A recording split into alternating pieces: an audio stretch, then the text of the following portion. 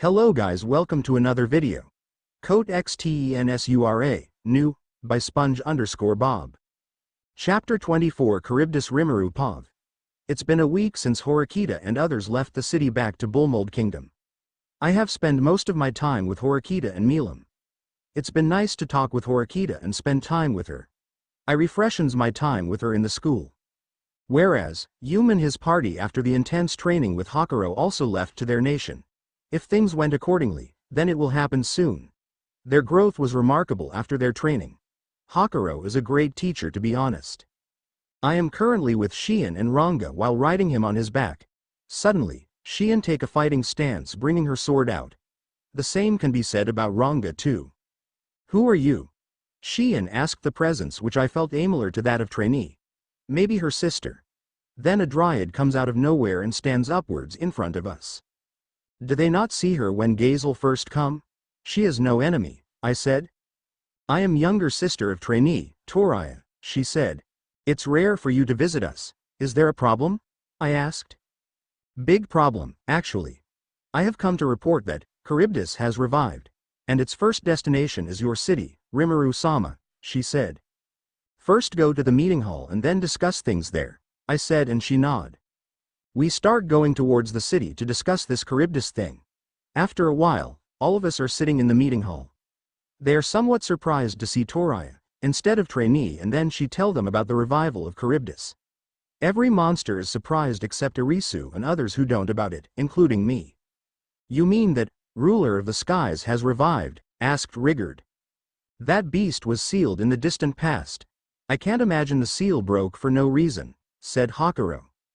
My elder sister is restraining it as of now, but she won't hold out for long, said Rosea. Hearing her, many voices out their fears about this Charybdis. I am going to ignore these for the time being. Legend tells that it obeys a being of the spirit world. I've also heard that it's immune to magical attacks. Perhaps this is another effect of Veldora-sama disappearance. Which means that there is a demon lord behind all of this, probably Clayman. But, what is this Charybdis thing? Answer. Charybdis is a mindless bloodthirsty calamity-class monster, because it is capable of revival with given time. This monster was sealed by a hero. I see. Which means Irisu is useless against it. Do I lose to it though? Negative. Master can defeat it with minimoon problem. By the way, which hero sealed this Charybdis? Negative. Information is not sufficient. Moreover, being a spiritual life form, it lacks a physical body. So, it requires a host for the sake of revival. Now that's interesting. Did someone manipulate that Phobio to become the host? And he is coming here to take revenge on Milam? Answer. Master is likely to be true, as always. Just like I thought. Okay, everyone. I have decided, I said, and everyone look at me. We will engage in a fight with this Charybdis thing and kill it. Fufufuhihihi. As per your order, Rimuru-sama. Then Irisu make a brief plan on how to encounter this thing after getting the information from Toriya, and I make adjustments here and there to make it perfect. Time skip. 1 day has passed and all those who cannot fight was being evacuated with Rigard and others. Irisu is among them, as she can't do anything even with her skill because it is a mindless monster. Her skill is pretty much useless. I am standing far away from the city with Milam besides me and the rest behind. Toriya is standing to my left side and it looks like she has something more to say. Toriya. If you have something more to tell us, I said. Yes. He is Veldora-sama child. His child, Charybdis, was a monster spawned from Veldora-sama magicules. It wields a fraction of Veldora-sama power. That alone should express its strength, she said. Fraction, huh? If I devour him, it will give me a great boost. Please note that magic is useless against it, as it has extra skill, magical jamming, which means physical attacks are our only hope. He also has extra skill, high-speed regeneration, she said.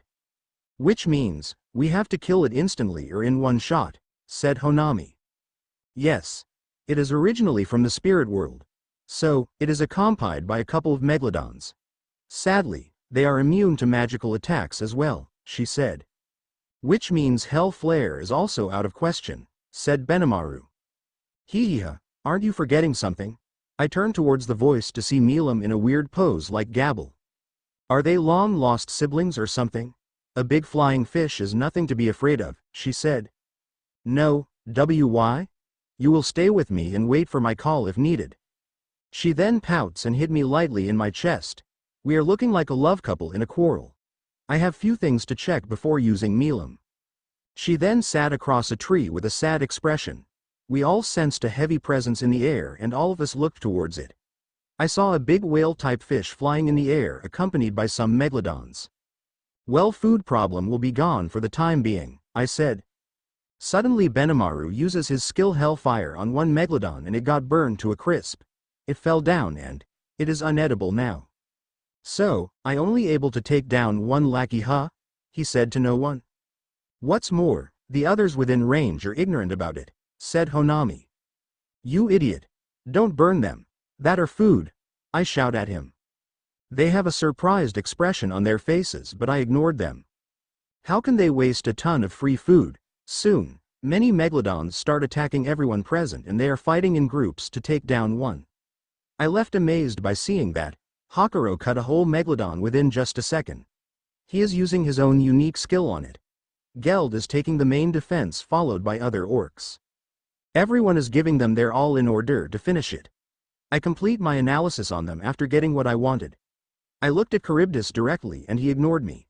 He looks directly at Milam and release a fiercing aura. It's really is Phobio, but what is their end goal? Milam, who sits beside me on a cliff, looked at me with an excited expression. Hey, how about I? No, it's not the right time. I said the last line in a whisper.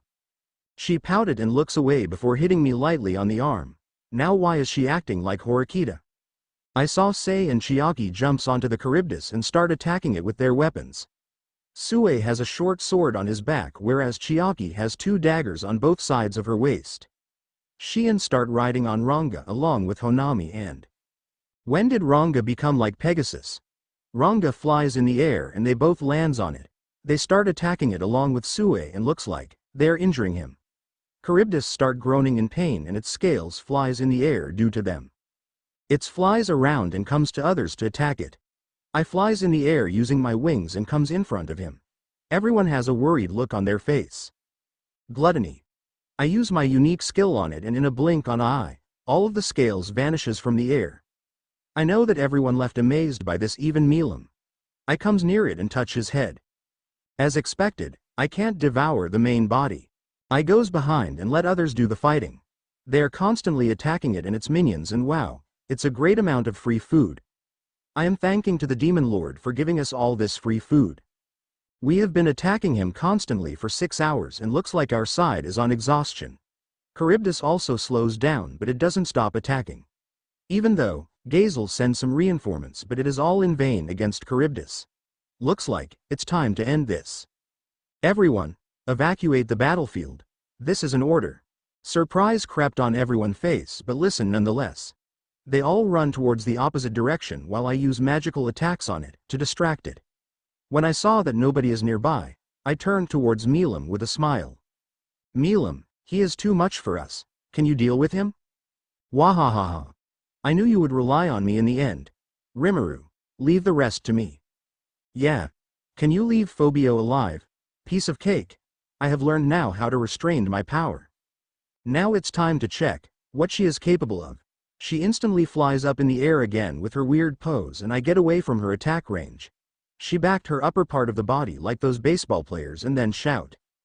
Drago Buster. She launches a projectile towards it which then splits into many parts. This attack is too strong that it can almost kill even me now.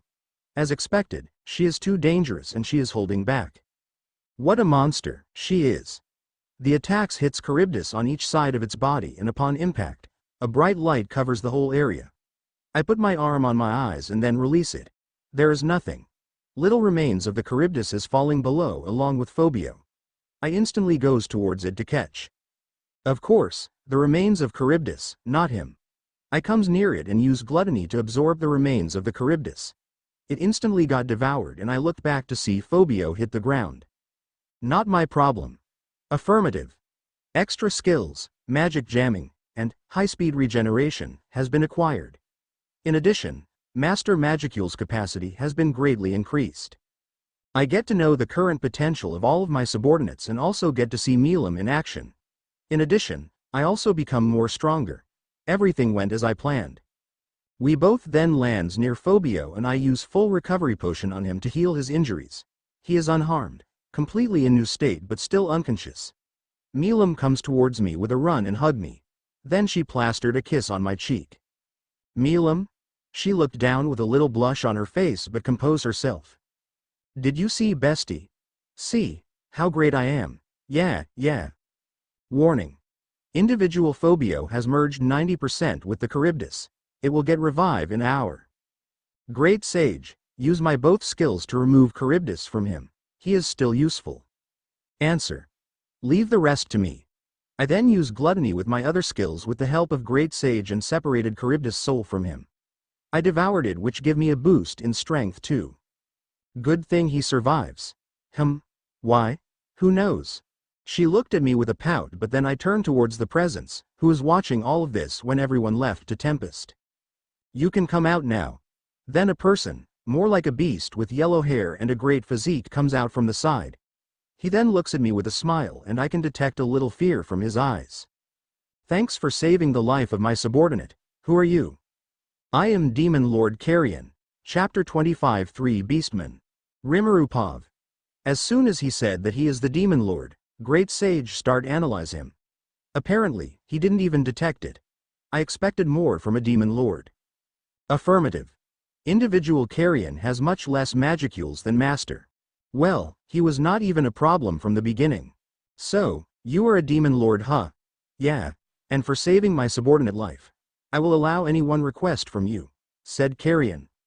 Then, how about a mutual friendly relationship? I asked. Ha. I see. Then as the King of Beasts, I declare that I, along with whole Eurozania, will never do anything to Tempest. And be in a mutual relationship between our two nations, he said. Glad to hear that, I said. Then the two of us handshake with a firm grip. He release a bit of his aura to perhaps test me. But I remain unfazed. He backed away after the handshake and started to laugh.